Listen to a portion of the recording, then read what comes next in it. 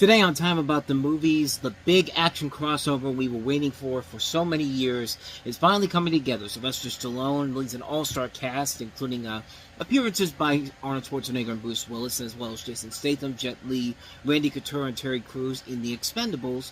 Plus, we have Julia Roberts starring in Eat, Pray, Love. We have probably the most underrated movie to start the decade off, Scott Pilgrim vs. the World. And also we have Jackie Weaver starring in her Oscar-nominated role in Animal Kingdom. So 4 movies to take a look at today.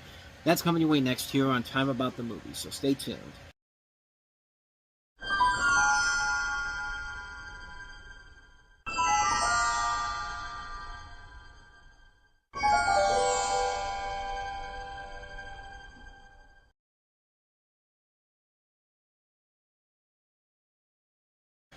You gotta love the fact that they don't even bother spoiling the fact that, yeah, they're not in this movie for too long, Arnold Schwarzenegger and Bruce Willis. You see pretty much their one scene, and that's pretty much it. You don't see them again in the rest of the movie, but don't worry, they'll make up for it in the sequel. But anyway, welcome to Time About the Movies. Today we are taking a look at the 4 films released on August 13th, 2010, and that is the biggest new release, obviously, The Expendables, in which it revolves around a group of mercenaries played by Sylvester Stallone, Jason Statham, Jet Li, Randy Couture, and Terry Crews, who go around shooting and killing bad guys. Okay, that's not the whole plot, but it feels like it's the whole plot. The mercenaries are actually called in to overthrow a South American dictator gone awry, being led by an ex-CIA agent played by Eric Roberts to save the dictator's daughter. And really, the film's highlight is that scene with Bruce Willis and Arnold Schwarzenegger in the church, and they're discussing a dangerous mission in South America. It's a solid scene. It's got some good jokes, great acting from all 3 stars, but that scene happens 20 minutes into this 103-minute movie, and then you never see him again at that point. And it's just like, why even bother putting the money shot in the trailer if you're just going to not even have him in there for that much time at all? Like, that's literally the only scene they're in. But, like I said, the second film will make up for it, no question about it, but, everything else about the film is your typical action movie plot that you know will have hot girls, explosions, and a lot of fighting, and that's what you get in the movie. Most of it is pretty damn fun. Yeah, you get your hot girls in here. Giselle ETA playing the dictator's daughter, Charisma Carpenter, 20-minute explosion sequences, including a lot of plasticine and a lot of fighting, including one fight scene between Jeff Lee and Dolph Lundgren. And I wish it could have been filmed a lot better, but it's there, and you appreciate it for what it is. The bad guys are really not that threatening at all. In Rambo, the bad guys killed children, innocent people, raped them.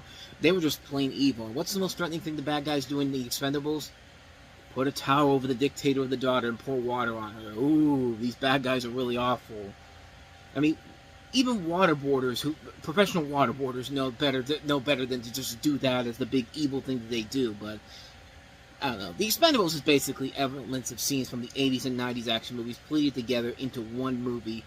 But at the same time, it's a fun movie. It's not on the same levels as Rocky Balboa or Rambo, but it is still fairly watchable, and it does get better from here, at least with the next movie coming up, which will be in 2012. So we'll save that for The Expendables 2. But in the meantime, let's go ahead and move on to our next movie, and that is Julia Roberts in Eat, Pray, Love.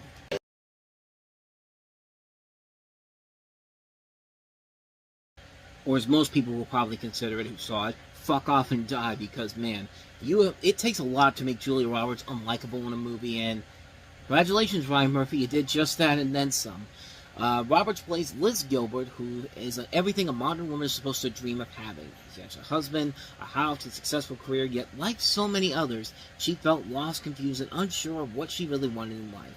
Newly divorced and at a crossroads, Gilbert steps out of her comfort zone, risking everything to change her life, embarking on a journey around the world that becomes a quest for self-discovery. In her travels, she discovers the true pleasures of nourishment by eating in Italy, the powers of prayer in India, and finally, and unexpectedly, the inner peace and balance of true love in Bali. Which sounds amazing until you realize that this bitch pretty much destroyed her entire relationship, and she's instantly unlikable. I mean, seriously. I mean, she really is playing the stereotypical Carrie Bradshaw in the Sex and the City movies type of a woman. Like, her problems are white people problems, pretty much. I mean, she dreams of having a husband, a beautiful house, a successful career. Oh wait, she had all those things, and then she just decided, fuck you, husband.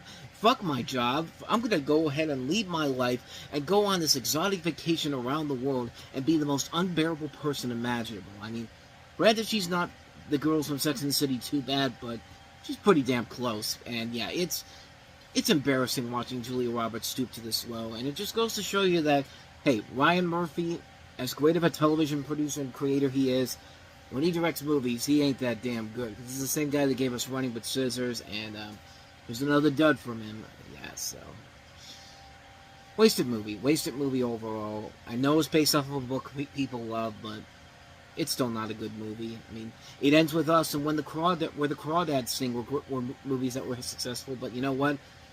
I didn't think they were that good either, so take that for what you will. But with all that said, let's get to some good stuff, finally. Let's get to the best movie of the year, tied with the best movie of the year for me, and that is, of course, Scott Pilgrim vs. the World.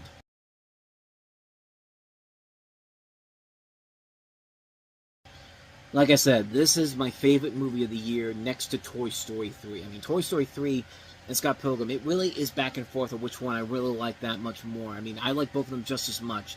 This is, of course, based off of the graphic novel series of the same name by Brian Lee O'Malley, and it stars Michael Cera as Scott Pilgrim, who falls in love with a girl named Ramona Flowers, played by Mary Elizabeth Winstead. And Scott finds out that the hard way that he has to defeat Ramona's 7 evil exes brought together by Ramona's last boyfriend, played by Jason Schwartzman. And this is what Edgar Wright does so well as a director. This is easily his best film. As the guy that gave us Shaun of the Dead and Hot Fuzz. And this is one of the best movies I saw that year. I mean, this is a movie where it does kind of start off slow with the relationship between Scott and Knives Chow, who's very good here, played by Ellen Wong, and how he first meets Ramona. But the second Ramona's first evil ex comes in, and Scott Pilgrim has no idea what he has to do except beat the shit out of him, that's where the movie took off, and it's just like, okay, I am now officially yours, because this movie is pretty freaking amazing. The visuals, fantastic to look at. A brilliant all-star cast. Anna Kendrick, Chris Evans, Brandon Routh, Mae Whitman, Brie Larson, Allison Pill, Johnny Simmons, Aubrey Plaza.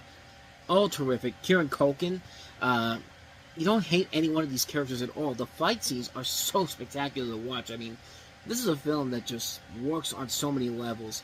And yet, it didn't make a single cent at the box office when it first came out. It came and went, and everyone thought it was going to be a big failure. This was Universal back at the time when they were really struggling to find some hits. And even the ones they had weren't enough to save the studio in general. I mean, yeah, they had the Fast and Furious movies, but they also had Despicable Me. But other than that, though, I mean, they had so many movies that flopped.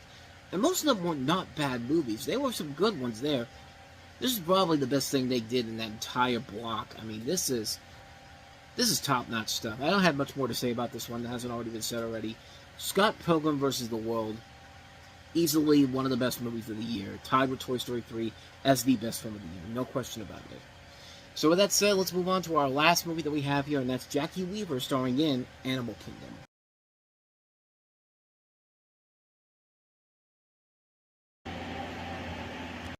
Take that, Disney. Australia beat you and making an Animal Kingdom movie before you could possibly make it.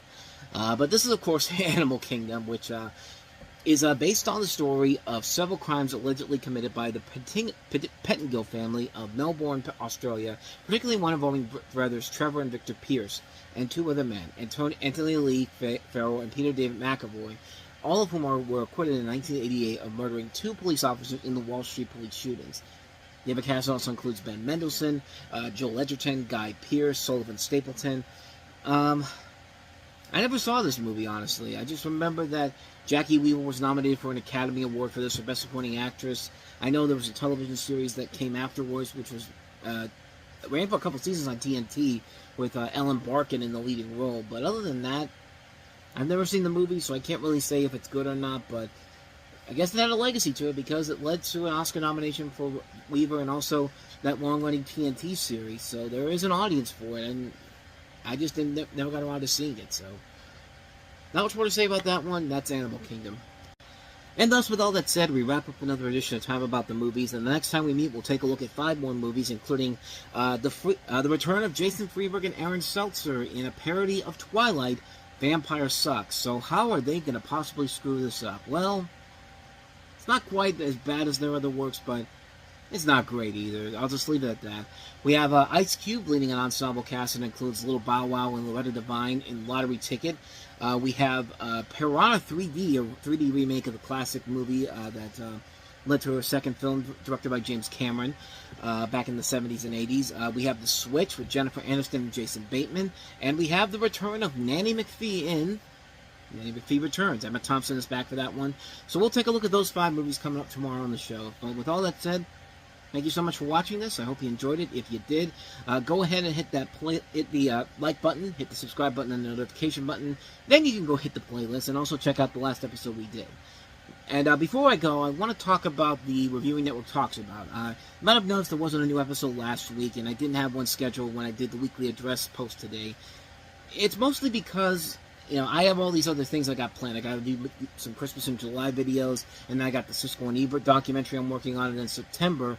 So that's going to take up a lot of my time. And usually I was doing them on Saturdays.